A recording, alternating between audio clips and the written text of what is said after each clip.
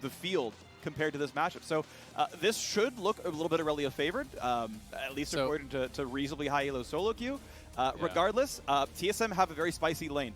Let's look at this, right? Kate Morgana, you're right. With the Karma counter pick, it's a little bit harder of a lane to play, but TF's going to show up in one of those lanes. If you're pushing down as Ashe Karma, good luck with that one. If you're pushing with Kennen, good luck with that one. TS going to make you die. There's a lot of explosive damage here, so this gets really spicy. TSM, I like this comp a lot. The only difficulty is frontline is a little squishy. Sett jungle is a little bit light for my taste, and that can be difficult if you get behind in gold. Otherwise, you're getting free fired on. You get dark binded by Morgana, and you're probably just dead before that thing drops as Ashe throws damage into you. At the same time, though, you've got explosive team fighting on the other side, right? Cloud9, this can look really, really nice with the fact that Kennen flanks, we just saw them dismantle an entire game from Hanser. But TSM has an incredible amount of CC. There's lots of setup for the Caitlyn traps, gold card, binding, even Irelia stun or the Sett clap. If you can land the stun there, potentially can trap out of that. I will say, even if it is Irelia, having the ability to win that lane later on, my experience definitely of Kennen is that Kennen, wins pretty much all these range versus melee matchups, at least for the first early levels that you are going to have push. I do think that post 6, Irelia has potential to all in the Kennen, and that's where it can get more dangerous. But there are answers, there are ways for Cloud9 to even deal with the TF, and I think one of those is, can Azir have the push, right? And if Azir can actually keep Bjergsen locked under his turret, if Nisqy can consistently push it in, we did see that there was that nerf on TF. The W obviously is going to be a longer cooldown, which means you are going to push a little bit more slowly. You have less access to the blue cards to refill the mana, the red cards to push it out. That's something where they could get an advantage. If Azir has him locked, if the 2v2 is going well for Zven and Vulcan and they can push with impunity because TF is stuck under his turret, then things can start to get tough, I think, for TSM. I like this little play here that Cloud9 did. Licorice comes down to be in range for ward XP. I believe if only 3 champions share, you get level 2 off of the first wave as a solo laner. So Blaber reveals it, lets Nisqy get the last hit, and Licorice helps to leech that one away. So that can help the lane a little bit here, as we're going to see the junglers do leashless starts with their respective red buffs. TSM DoubleLift and Treatz want to go right away into attacking this lane. Again, bot lane is really, really volatile. Whoever gets the push has a really big lead in that one. Top lane can be really volatile as well. As you're saying, Kennen probably feels comfortable in the very early levels against melee. As time goes on, that can flip when the all-in becomes a reality. Meanwhile, Bjergsen having to play really far back about the fact that Nisqy can, right, he's already level 2. He pushed in the first wave. He shared wave XP, or ward XP, and Bjergsen just has to lose 300 health. Yep, and he is going Comet. You can see Vulcan is going Comet as well. They're indexing more highly towards the laning phase. This is not Airy, this is not Guardian, this is, the Karma going for Comet here and trying to bully this lane. They're going to have push. They're going to look to pressure. One of the things that's also very nice about the lethal tempo Ashe is that you hit them with the volley, you proc the lethal tempo, and then you can use all that bonus attack speed to actually constantly shove in that wave even more heavily. And you can see as a result, DoubleLift already missed 3 minions. When you are getting pushed in nonstop by this Karma, by this Ashe, it can be difficult. Some of these minions aren't always going to come to the turret, at the right amount of health. And you can see them trading back and forth. Vulcan puts on the shield, says, okay, let's go hit you a little bit, deal some damage back and forth. Of course, we are Relic Shield here, despite the Spell Thief's buff from the previous patch. And I do think Spell Thieves would have been fairly viable in this game, especially with how C9's playing the lane out. Yep. They're still going for the safer options on both sides, and the guaranteed gold income and the durability in case things go wrong.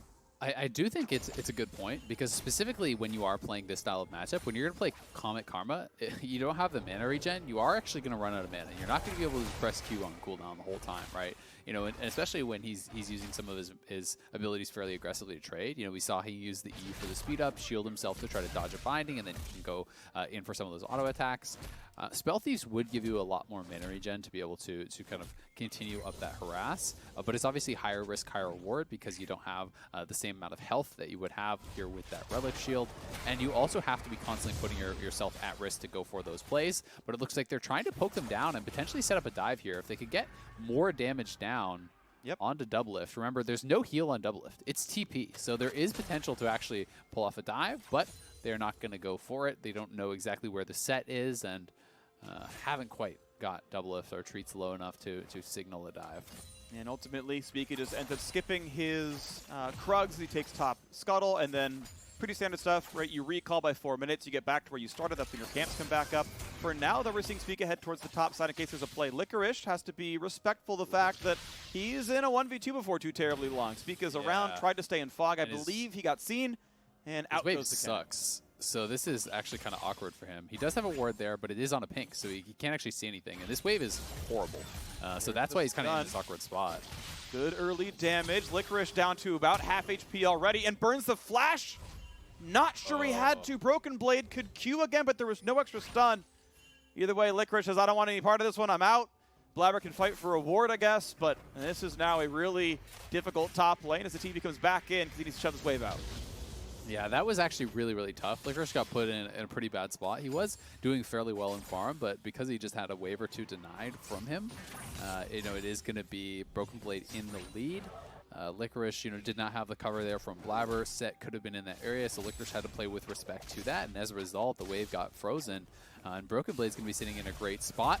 Nisqy also forced to flash, so now Spica going to be liking his chances. Well, the entire Wolf camp was taken. Spica was able to get its Gromp on the way downwards, but because of top lane pressure, they at least denied Wolves away from him, plus made him lose the time. Recall's coming through now across the map. DoubleLift with the black shield on. Nicely played. Vulcan knocks it down with his Q. Gets the root, and DoubleLift is going to be hiding on the backhand side. Did have to go Doran's shield on Caitlyn of all things. How aggressive this Ashe Karma lane can be. Has to play the more defensive option. Bind gonna land from Treatz, but eventually DoubleLift will get his recall off. Should be able to afford BF Sword, does so indeed, so not too bad. Oh, this is actually a really aggressive TP, so he's trying to force them to stay around because his jungler is behind, but either way, it will get actually pushed in the turret. That's not a common marksman teleport to see, but because Spica was behind him and because Zven and Vulcan were out of mana and hadn't base, you can actually go for that.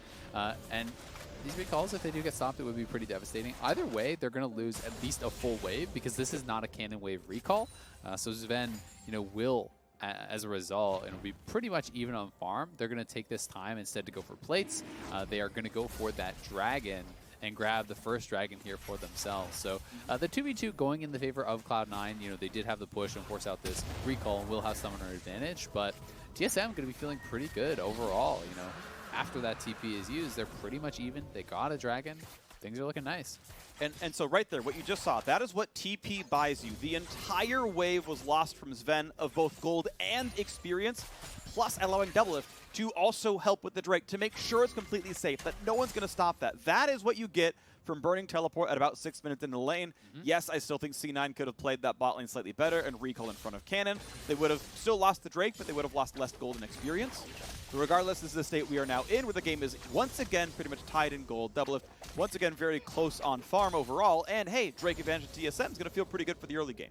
Yep, one of the big advantages right now for TSM is that neither of the C9 soul laners have their flash, so we have to track, can Spica actually make anything happen in this next couple minutes? A few minutes have passed since they did get burned, but thus far, not much has come from it, but you can see them pushing DoubleLift back.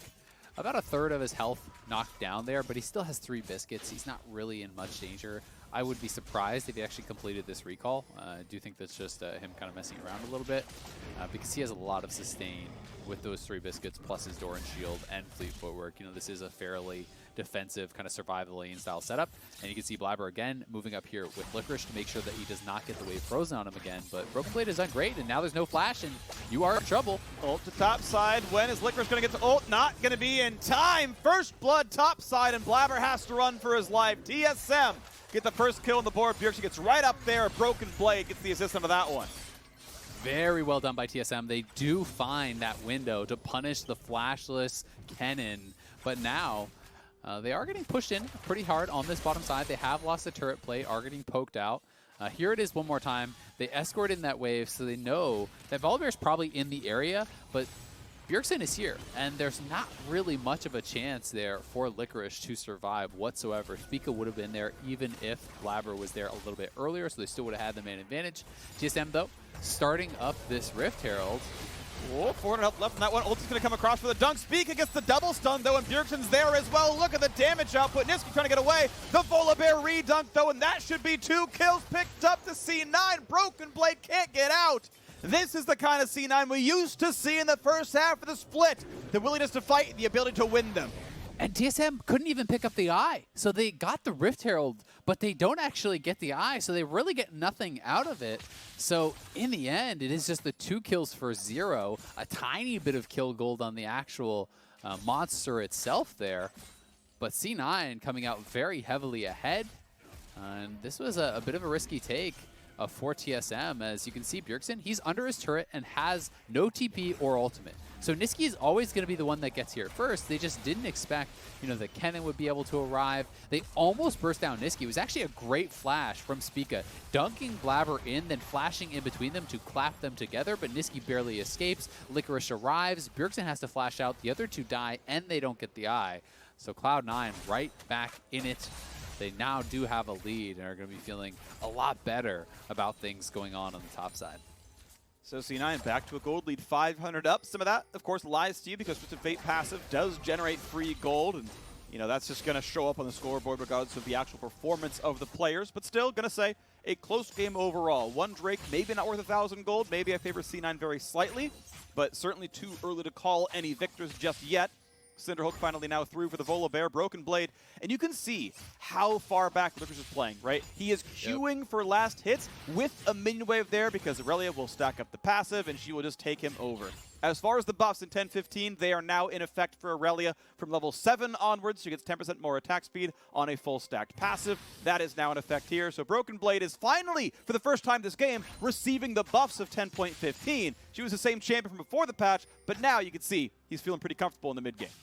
He is feeling pretty damn good about it. And Licorice, because he can't actually move forward to fully reset the wave, he's just been constantly stuck here. This is just like a permanently frozen wave where he's just bleeding out more and more farm. Broken Blade is always going to keep those 4 minions there, and as long as you have those 4 minions, it will be essentially a permanent freeze until, Kennen comes around or he kind of like over last hits and does break it. And there's not really much Licorice can do. I mean, sure, you can kind of walk over here and look for some vision, kill a pink ward, but it's not meaning much. But thankfully for Cloud9, Nisqy has picked up 2 plates in the mid lane. They've gotten a plate.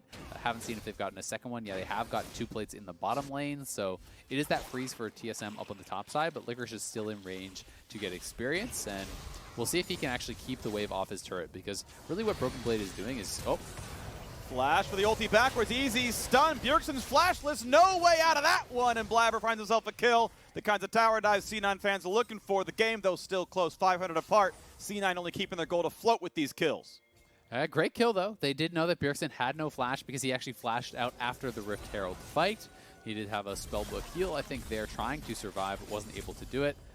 Blaber now down here on this bottom side. So is Spica. The dragon is up, so we'll see if they can actually take the dragon for themselves. But Bjergsen will be up soon. Will have TP and ultimate, so it would be risky.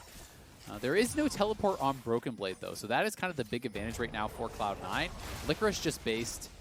He is preparing for this fight and even grabbed Sword Boots for himself, delaying his Proto Belt. Didn't get the Kindle Gem there because he was looking for the most possible power right now in case he had his TP, because he knows he's not going to be having a fun time in this 1v1. Yep. We'll see if he can get back up there and collect some of the farm. But, if they can't force something cross-map with Kennen and he's just stuck in this losing 1v1 for a really long time, it's just going to get worse and worse. It is, and you can see right now the CS difference, nearly 40 up there. Broken Blade, I know we had talked to him, I believe, last week, and he's like, yeah, I've really been having a bad time in top lane for the first half of the split, not playing to my level. He's had a couple of carry games since then. This is the kind of game that Broken Blade is used to playing, and that TSM fans a lot have been expecting out of him is really big carry performances, counterpicking the top lane, plays an aggressive fighter, and so far so good. 32 CSD at 13 minutes. He can receive the wave if he wants to. No TP can be awkward, but this should be, I'm guessing, Ruin King done when he comes back to lane. That's why he's taking this kind of recall. Yeah, there you go. So the first big spike is there, and this means Broken Blade has absurd damage in 1v1s. He is going to be incredibly strong, and the fact that Bjergsen also has his ultimate back, that's actually why Licorice was backing off the tower, is that Bjergsen was missing from mid lane, and anytime that's happening, you have to give respect to the TF to be looking for that dive. It's such an easy setup. If TF comes in with the gold card, you land that. That's a guaranteed Irelia stun to follow up. The ult is there. The Ruin King is going to be there, and you will just get burst down pretty much immediately. So this is a hard game now for Licorice to actually play. He got put behind by the first TF ult. He's in a matchup that, is winning very early, but, is quickly turning into the situation where he can get all in, and he's going to have to be playing very carefully. farm pretty close to equal here in the mid lane as Bjergsen pretty much ties it up here as he knocks things down, has a stopwatch done. Merc treads in case of more gank pressure, and here comes the play towards top side. Blaber going to dodge the stun. Licorice going to go in for this as well. Nice by Broken Blade. Flashes, jumps to minion and dodges the stun. Now here come the TPs to re-engage. Is this fight what TSM needs? Bjergsen finds the stun. Blaber has to ult away to keep himself alive, and TSM have the cavalry to keep that top lane gank from working. Nice defensive TP there from Bjergsen. Thankfully for C9, Nisqy actually made the roam very quickly, because if Nisqy didn't make that roam, I think TSM could have continued to play and probably got kills. In the end, there are a trade of flashes, the teleport coming out, so it's not a bad attempt, but that was close to going really poorly for Cloud9. I mean, if they lose Blaber there, who has a bounty on his head, you're going to be feeling pretty bad about the play overall, and TSM did have the HP advantage, so they're starting up the Rift Herald, but Cloud9 is onto them. They spot them with the Hawkshot. Nisqy is here, and it's going to force them to back it up. Well, reveals going around. Treatz is already roamed up top side, but the Karma's right here as well as Vulcan knocks that one down. Zven even up on this side of the map as they've switched their plays around. Licorice is bot lane with teleport. DoubleLift has teleport as well. They could both show. Either way, nothing going to be picked up. TF ult comes in. Licorice has to be careful. No way to get away from this one. He can ignite and do nothing else. The kill donated to DoubleLift. Well played, TSM, splitting C9 around the map. Even dropping the black shield there from Treatz onto Bjergsen as he TPs in, so Morgana can get an assist as well. Very easy setup, pretty much wherever he goes, because gold card onto Kennen is going to be followed by the Irelia stun just as easily as it's going to be followed up by that Caitlyn trap. Cloud9 will try to trade back here with the Rift Herald and should get it, as it doesn't look like C9 will be contested by TSM here. So they are trading back, but this is a very, very even game. And so far, you know, it looks like we're in for a treat. Cloud9, a couple weeks ago, you wouldn't have really given them a chance of falling outside of a bye, right? In playoffs, everyone thought they were going to be the lock for #1. Then even once they started losing a couple games, you're still like, well, even if Liquid passes them, they're for sure still going to be #2. But if they lose this game, they are tied with TSM, and TSM has the ability to pass them. And now looking at the play as Nisqy has to ult backwards and jumps away. Not the longest of cooldowns. He's got Nash's tooth, so he's going to stay alive. But you can see the kinds of plays TSM are able to make. A ton of farm on DoubleLift, 172 at 16.5 minutes. Broken Blade at 151. Not a bad cliff either. They've certainly got agency in the right champion's hands as Zven is pushing down the mid lane. He's got a ton of farm, highest in the game. Got to give him credit where that one's due. Ashe Karma, one of the most abusive duos you could possibly play against. They did a good job of that one. But no real plates taken at the end of the day. Mid lane had been cracked finally. Bot lane cracked as well from the TSM side. You know, one of the problems I'm kind of seeing here from Cloud9 is their only really good go button is the Ashe arrow. Yes, you can go for a flank engage or something like that, but they don't really have anyone who's actually very good at answering side lanes. You don't really want Azir against the Irelia in a side lane. You don't really want the Kennen stuck there either, with TF being able to ult in on top. Like, so you're going to be kind of just permanently losing side lanes for the rest of the game. And if that's the case, then you need to be able to force at objectives or find and engage. And I don't think the Cloud9 have the absolute best ways to do that. We'll see if they can win this dragon fight, because if they can take a second dragon, then they can force TSM to come to them on the subsequent ones as they threaten Soul as a win condition. This is a hugely important fight for C9. Here we go, Ocean Drake getting pushed down rapidly by TSM. Blaber's going to walk forward. Smite's going to come through on Spica's side. TSM secures that one. Blaber going to ult back outwards. Licorice not yet going in. There's the stun to the front line. They're going now. DoubleLift forces a flash away, and rooted up means nothing else. Into the back line goes Broken Blade. Wants those kills. Gets one. Looks for #2. Nisqy's very, very low. Licorice on the way out, and they're going to pick up a couple of kills still. Flash away, but still rooted in place. TSM wiping the floor with Cloud9. And Zven, you are next. We cut you for a reason, buddy, and it's because we can force red cards. He's going to walk away. Oh no, Bjergsen actually had 2 chances at the gold card there. So he does let him go away. We'll just say they let him go. What's a life between friends? It's a double entendre. Go back home and tell everyone else. Break the warnings to the C9 base.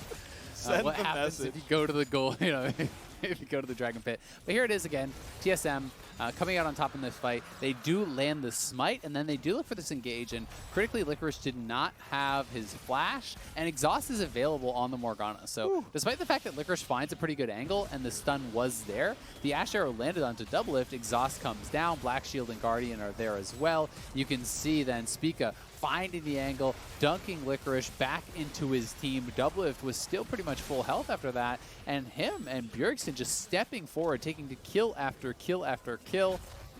Very nice fight for TSM. They do miss out on what should have been a pretty easy kill over on Zven. Actually, he had his cleanse, to be fair, so it actually might have just made no difference at all. But either way, TSM coming out on top majorly, and with them having the dragon lead plus the side lane advantage, it's kind of like, all right, Cloud9, now you're really in a tough spot. You've got to try to find a way to dig yourself out of this with some good picks or some outplays or something, but Licorice is just going to fall more and more into kind of the useless category, it does feel like, when... Unless you can get a full flank. Yeah, right? but he came even in if you side do, and it wasn't enough. Even if you do, if there's exhaust there and Sett dunks you out, like that's Sure. tough, right? It is. There's a lot of answers. There are, so we'll see what C9 can do. I want to point out that, you know, the first 10 minutes of this game were not too atypical, right? Cloud9 have good laners, TSM have good laners.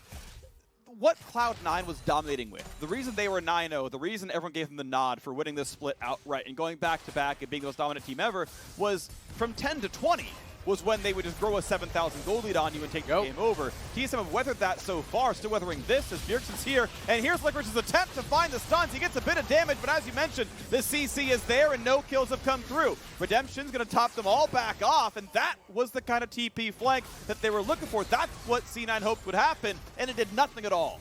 It didn't do much. That was double TP, actually, because they even used the one from Nisqy, and now DoubleLift is actually just going to TP to top lane and take this tower, and DoubleLift is ridiculously fed. He is a lot of the team fight threat here. He's level 13. He's higher than the solo laners on C9 right now. He already has IE Essence Reaver, so he went for a very expensive build. He has been gifted, actually, an incredible amount of solo experience. He's even higher than the solo laners on his own team. That is so rare to see a marksman player be the highest level in the game. You know, Treatz has been kind of making sure he has a safe farm, that he's getting all that solo experience, and they're getting him to a ridiculously strong point. This is an expensive build, but when you hit 3 items as an IE Essence Reaver Rapid Fire Caitlyn, those headshots will hurt so much. And really on anyone except Blaber, that is going to be a very significant portion of your health. You know, you get 2 autos on someone like the Karma or on someone like Zven, and all of a sudden they can't fight anymore. Well, they're going to have to try because TSM are going to keep the siege going. 650 range on the Caitlyn. Black shield when needed in case there's engaged tools. Goodbye to this turret. There's a Hurricane and an Executioner's calling for Zven. That's going to be something to the board. But at this point, the TSM siege can continue. You've got Lichbane coming in next for Bjergsen. By the way, Majai's already picked up. He's going to scale great onto this one. TSM going to feel comfortable in every single matchup they could want. 30 CSD in the top lane for Broken Blade. There's really no stopping this TSM train. There isn't. It's going to be up to C9 to find some sort of way to actually push the pace, because TSM is happy to just play side lanes, continue pushing 3 lanes, continue threatening. You can see it's Cloud9 that is going to have to group up more heavily. Licorice can go out and try to answer these waves. The Protobalt does help you clear that out pretty quickly, so his wave clear is okay. But it's problematic because every time you do send him out to answer, Broken Blade has TP and Bjergsen can ult in on you, and great, you had cleanse that time. That is well played, but that's cleanse down. He has no flash. He has no TP. He's stuck in this side lane, and Bjergsen's going to be able to rinse and repeat on these plays much more often than you're going to have the answer yourself. So this game, 5 seconds now till third Ocean Drake, or third Drake, which is Ocean, comes up. Third for TSM, I should really say, because here it is. The fight could begin, and TSM have been showing they have control. Trapline comes down. That's going to be real annoying to deal with on the Cloud9 side. Bit of poke out from the Azir. Traps come right back down. Damage towards Blaber. That hurts a whole lot. It's going to be another smite fight. This time is picked up by Blaber, and there's the engage. Is this what C9 needed? Oh, it is not. The dunk comes in. Good luck surviving this one. Re-engage here for Licorice, but only to save his team from dying, because that's easily going to be 3 kills picked up. And where is number 4? Because Bjergsen is looking for the re-engage. This time he's got the gold card. Vulcan can cleanse it. He can run for his life. He will stay alive. But it's time to run to bear, and TSM are taking over this game. Absolutely destroying Cloud9 in these team fights. DoubleLift with the full trap line. Cloud9 just struggling to get in, and with exhaust available, even if Licorice reaches the back line, it just doesn't seem to matter. He is behind, he is getting exhausted. They do not have enough damage to threaten this TSM backline. Caitlyn is just steadily autoing away, and I've got to give credit to Zven. He's finding great angles. Both these dragon fights, he hit the ultimate DoubleLift. you know, he finds this angle here in between Spica and Bjergsen to actually land the ulti here. This was really well played. Look at him move to the very top, just above Spica, nails DoubleLift. The Black Shield wasn't there, probably because Treatz didn't even realize he was at risk, but then you jump in, he just gets back out of there. He has the Black Shield, he's staying very far away at range, and you know, they just can't get the access. As soon as Licorice goes forward, he's immediately exhausted. They're always going to save that for him.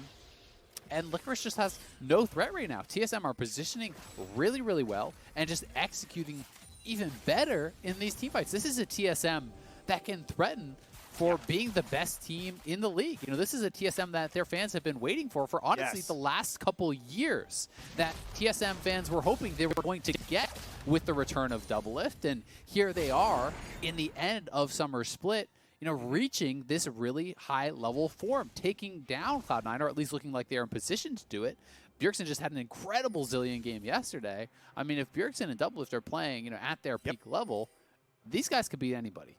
Azael, all I see in my mind is the meme of DoubleLift as the Grim Reaper walking down the hallway, knocking on the doors and taking the heads. Not only are they playing Cloud9 today and beating them handily, they play TL next week. And by the way, once TSM wins this game, they're only 2 games behind Team Liquid. And one of those 2 games is against Team Liquid. Hey, if Immortals knocks down TL for them next week, TSM can fight for first in the regular season, not just, of course, first in the playoffs, not just the first round bye by taking maybe a tiebreaker against C9, because right now they're going to be tied for second in the standings. TSM can just say, no, no, no, number 1 from start to finish, from regular season, through playoffs, through to Worlds, let's go. This roster is showing us it is at least possible for them. The quality of play has been increasing over time. The new look in summer looking pretty solid here. So TSM, still, 6,000 gold, ready to close this out before too long. A minute left in the Baron buff, and C9 have not shown us signs of being able to withstand this pressure. They haven't whatsoever. Pretty interesting build here for Broken Blade. They are just going to push 1-3-1 here with this Baron buff, but Death Dance plus Blade of the Ruin King, not something I've really seen. Generally speaking, you pretty much always see a Triforce or a Black Cleaver for that 20% CDR, but Licorice, you're in trouble again, my friend. Big stun, big ult, goodbye. During the duration of a gold card, they have shut him down again. A dunk backwards, maybe Broken Blade will lose his life. It's a lot of damage, he will be shut down. So some gold on the board, a little bit there for Cloud9, but it's still TSM knocking down the top lane tier 2.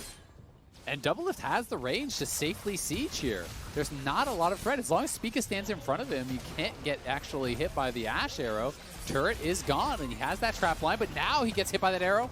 Black Shield a little bit late. Damage from DoubleLift. Blaber could go in, has the ulti waiting at the Black Shield's going to find some slows. Is it going to be enough damage? Not nearly enough. Blaber just gets shut down. 3-item Caitlyn has a lot of DPS. 17 stack mid-shies. Lichbane. A lot of damage from Bjergsen there as well. Blaber cannot be tanky enough. He's all armor, and that is 300 AP onto Bjergsen. So that is a kill through. And again, C9 cannot find the openings. That engage felt a little bit desperate from Blaber there, trying to go forward. He saw low health bars on multiple members there from TSM, but you know, you are not on a champion that can just 100-0 or even like 60-0 by yourself. You need the backup to be there. His teammates did not have flash, they did not have the arrow, they didn't have the ability to actually catch up and follow up on that engage. So as a result, yeah, he chunks Bjergsen and DoubleLift quite low with that initial damage from his ultimate and the W, but there's not anything afterwards to finish him off, and does end up going down. DoubleLift picks up an entire Lord Dominix off of that base. So we saw how quickly Blaber died before. Well, it's about to get a whole lot faster, and TSM now are threatening the Ocean Soul. I think this would be, you know, well and truly game over for Cloud9 if they are not able to contest it, and it doesn't look like they have any chance to do so. Well, it's going to be Soul Point, thankfully, for Blaber. He was able to steal the last one, so at least they're not getting Soul yet. But yes, I mean, you can clearly see they are like, yeah, let's just clear some waves. TSM, you have shown us time and again your fighting is too strong. They don't have the damage. IE is at least done for Zven. His frontline damage goes up a little bit. These items are slowly growing in the C9 inventories, but it is still a nearly 7,000 gold lead. In 5 minutes, the frontline becomes invincible. Azael, that Ocean Soul, I think, does completely signal game over if it comes through in 5 minutes. As it stands, TSM are walking over this one. Clearly my brain was not working there. That's okay. Completely that they had gotten it. So obviously a pretty critical smite on the previous fight that Blaber was able to get it. Azir is scaling. You know, that is something working for them. You know, maybe going towards a Void Staff here. He does already have 2 items. That could be pretty nice for them. And they have multiple forms of healing debuffs with the Executioners, as well as that Bramble Vest to try to help negate some of the healing, especially that's going to be done by Broken Blade.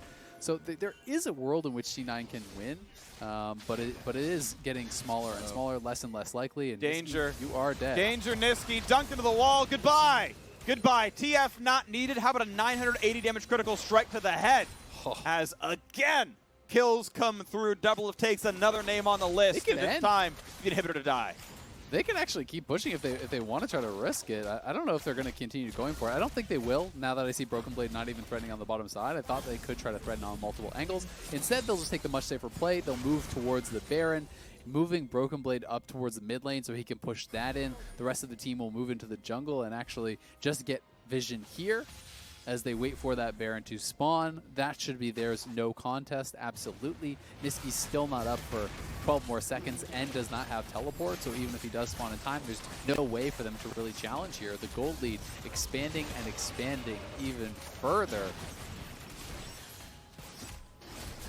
Well, goodbye to the Baron. Picked up yet again. No problem at all. Spike not needed. They're going to save that one in case it matters some other point in time. You can see the headshots do a whole lot of damage to monsters. 1,800, not bad.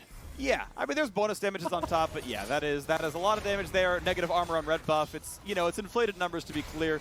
QSS comes through for DoubleLift. He chugs the red elixir. He's ready to go.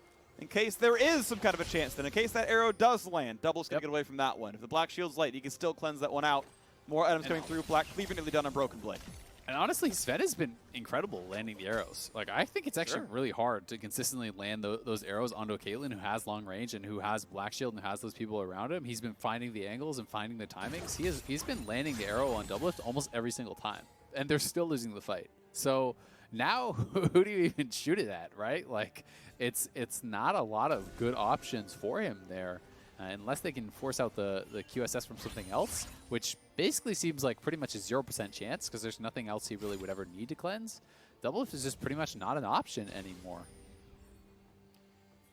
Well, that's the problem because DoubleLift has 330 CS, 6 kills, and 4 major damage items. If he's not an option to kill, he's just going to kill you. So I guess it sucks to be Cloud9 right now because they're about to drop to 11-5. Their first 0-2 week of the year is about to be in front of them. They're looking for the try again. This time, it will miss as an arrow, but here comes the TP flank. This is the attempt. Can it happen for Cloud9? Damage comes through, and DoubleLift has been killed. But can they do the rest? Broken Blade flashes in, looks for kill number 1, grabs that one, looks for the re-engage. The top laner's dead. Zven is next. Broken Blade cleans at the back line. Vulcan's going to be next. How about a quick triple kill? No problem at all. The ace nearly in. Blaber is the only one alive, and TSM will tie for second. They have control of their playoff destiny. They can control the pace for a playoff bye. They have finally peaked at the right time. Cloud9 will fall. TSM will be the one to do it, and they will take that Nexus. TSM looking so happy in the cameras. Their smiles across the board as they crush Cloud9 here, beating him in just 31.5 minutes or so. Looking really, really good on their execution today. You know, they snowballed the top lane. Bjergsen putting so much pressure onto Licorice. Once Broken Blade was ahead, he managed the wave well, freezing there, dominating the side lanes. They executed, it felt like almost perfectly at all of those dragon fights. None of them were even remotely close. They crushed Cloud9 in those team fights, and even in that final engage, great flank again from Cloud9. It's not as though they were trying these engages. They were just shut down. They had all the answers. Exhaust onto Licorice. Everyone has to pile forward to actually kill off DoubleLift. And then guess what? There's 2 fed solo laners who are just running through your backline, killing off everyone. And TSM, you said it, peaking at the right time. But Cloud9 now 2-5 in the second half. After a 9-0 start, after crushing Spring Split, here we are in the later half of summer, at the very end of summer. And Cloud9, will have one of the worst records in the league in the second half, sitting at this point in time. A free-falling Cloud9. Other teams are improving, but this is still signs of concern. But again, TSM, very well done to them. The chance at taking first seed is possible. They need to 2-0. And Immortals needs to beat Team Liquid for them. Then they will have a tiebreak against TL for number 1. That is possible. We'll see if that happens over in Week 9. Otherwise, hey, maybe they fight for number 2, and that's still pretty good for a playoff bye. Control their destiny regardless here for TSM. Now, we're going to take a break. On the other side, we'll be breaking down the action with our State Farm Analyst Desk.